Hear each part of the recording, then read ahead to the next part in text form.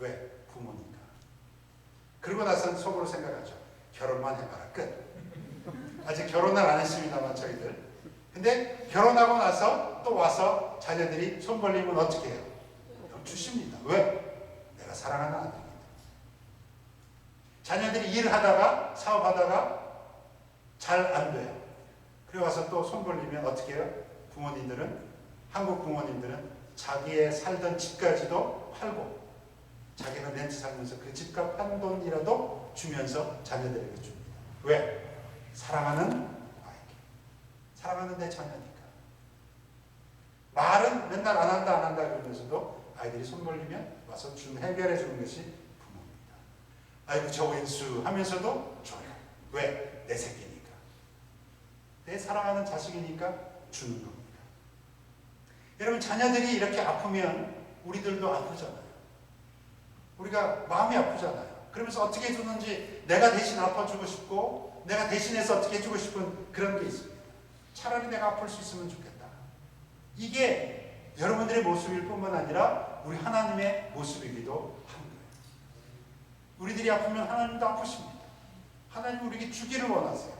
근데 그냥 주는 게 아니라 우리들이 하나님께 나와서 은혜를 구하면 그때 주시는 거예요.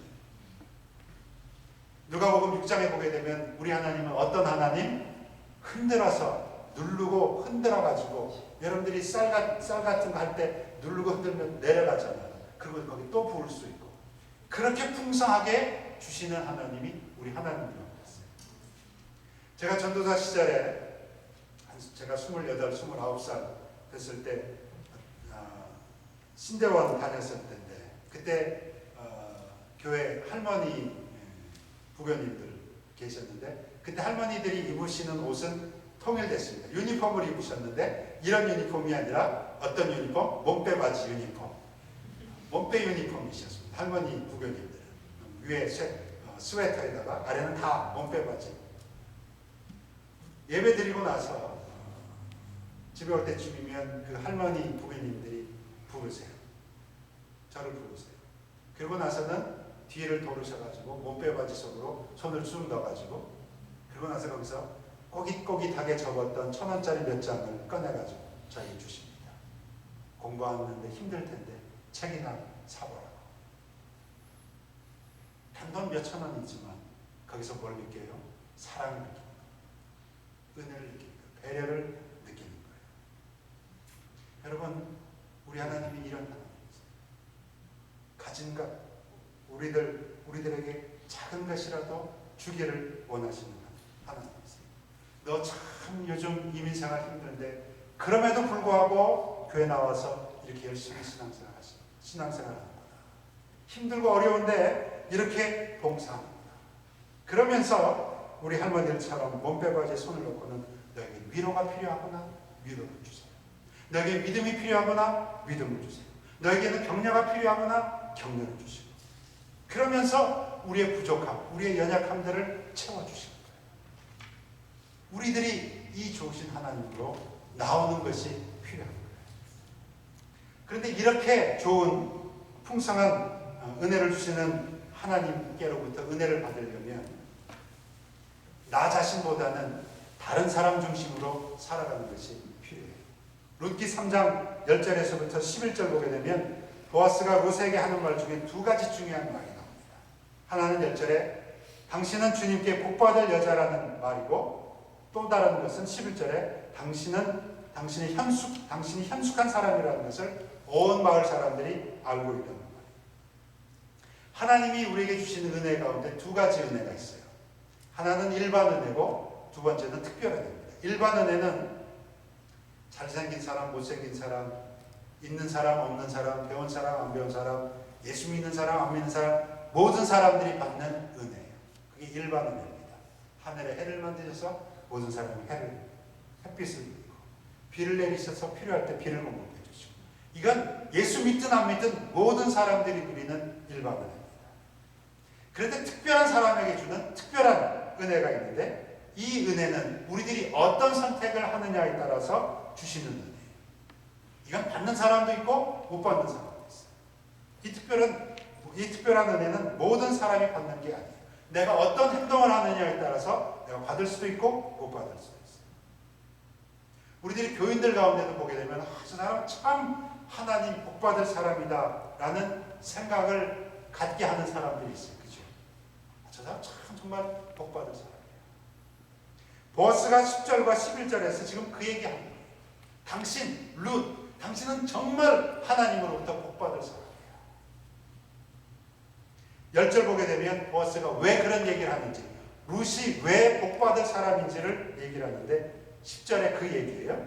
무슨 얘기인가 하면 당신 시어머니가 너보고 친정에 가서 돌아가서 젊은 사람하고 재혼해서 살라고 했는데 너는 시어머니 따라서 여기까지 왔고 여기 와서도 열심히 이삭 주우면서 시어머니를 참 갸륵하게 모시는 그 마음을 가진 참 아름다운 사람이에요.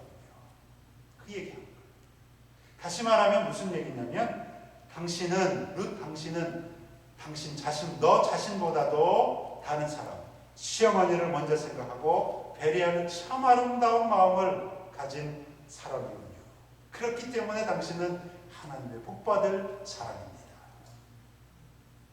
출애굽기 33장 19절에서 이렇게 얘기했어요. 나는 은혜 줄 자에게 은혜를 베풀고 긍휼히 여길 자에게 긍휼을 베푼다. 하나님이 선택한 사람에게 은혜와 긍휼을 베풀어 주시겠다. 하나님 마음에 드는 사람에게 은혜와 긍휼을 베풀어 주시겠다. 하나님은 하나님은 룻을 다른 사람보다 더 많은 특별한 은혜를 주실 사람으로 선택을 하셨어요. 왜? 자기 자신뿐만 아니라 나 중심으로 사는 것이 아니라 다른 사람을 먼저 배려하고 다른 상대방을 먼저 배려하는 마음을 가졌기 때문에 여러분들이 주님으로부터 남들과 다른 좀 특별한 은혜를 받기를 원하신다면 나보다는 상대방 입장을 한번 배워보세요. 내 입장보다는 상대방 입장에서 한번 생각해보고 배려해보세요. 결코 쉬운 일이 아닙니다. 결코 쉬운 일이 아니에요. 쉬운 일이 아니기 때문에 그렇게 하면 거기에 하나님이 주시는 놀라운 특별한 은혜가 거기에 있는 거예요. 그리고 여러분들이 하나님의 은혜를 풍성한 은혜를 받으시려면 서두르지 마세요. 기다리셔야 합니다. 하나님의 때를 기다리셔야 합니다. 12절과 13절 보게 되면 보아스가 룻에게 이런 얘기를 해요.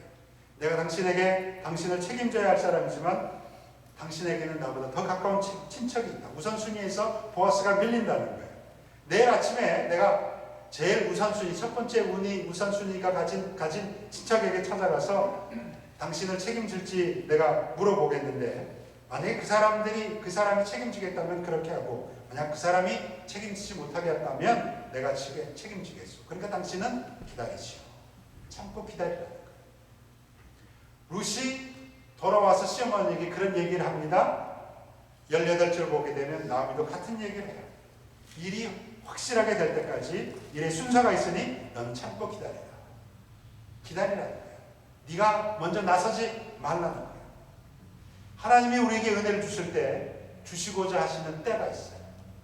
이사야 55장 8절에 보게 되면 우리 생각과 하나님의 생각은 어떠다고? 다르다고.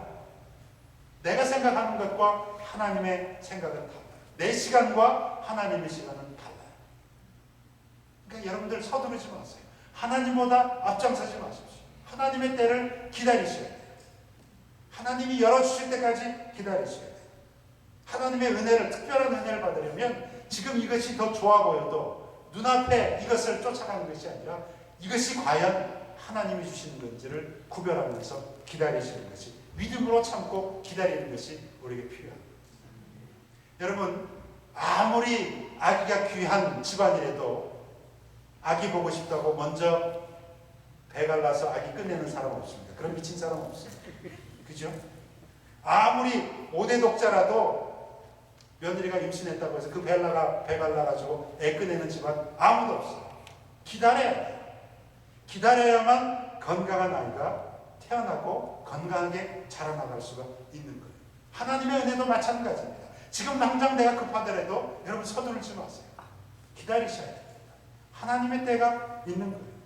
내 힘으로 얻은 것은 결코 오래가지 못해요. 하나님이 가져가시면 그만이에요. 그러나 하나님이 주신 것이라면 그것은 영원히 오래갈 줄로 믿습니다. 하나님의 때를 기다렸습니다. 야곱이라는 사람을 여러분들 생각해 보세요.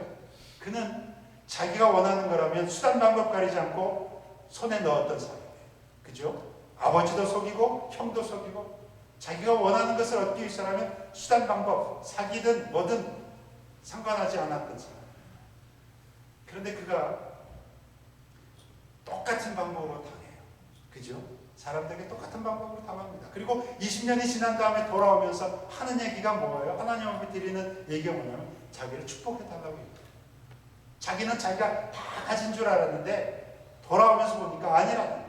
하나님 앞에서 보니까 아니라는 거예요. 하나님, 내가 가진 게 다 소용없습니다. 하나님이 주신 것 내가 갖기를 원합니다. 여러분들이 하나님의 은혜를, 하나님의 축복을 받기를 원하신다면 서두르지 마시고 안 주신다고 안달하지 마십시오. 하나님의 때에 여러분들에게 주실 거예요. 조금 늦게 주셔도 주님이 원하시는 길에 머물러 계세요. 딴 길로 가려고 하지 마시고 새길로 빠지려고 하지 마시고 그 길에 서 계시는 것이 필요합니다. 이런 은혜가 이 우르세에게 주어졌던 것을 봅니다.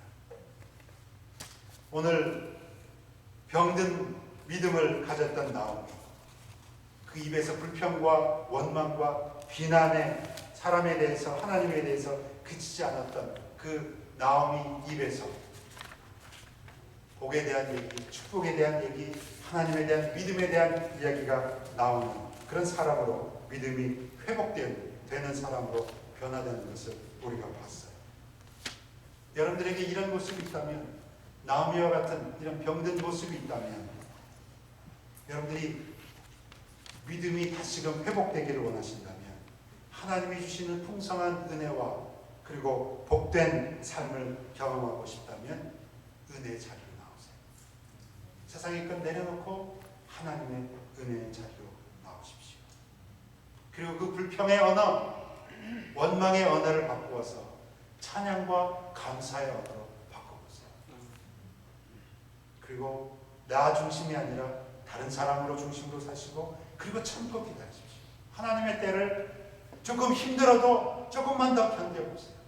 하나님을 의지하면서 버텨보세요.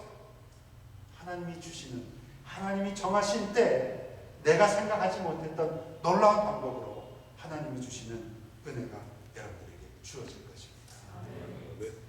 우리 모두들이 이 룻처럼, 나오미처럼 우리의 믿음을 회복하고 하나님을 의지함으로 말미암아서 우리의 믿음이 회복되고 하나님의 은혜를 경험할 수 있게 되시기를 주님의 이름으로 간절히 축원합니다.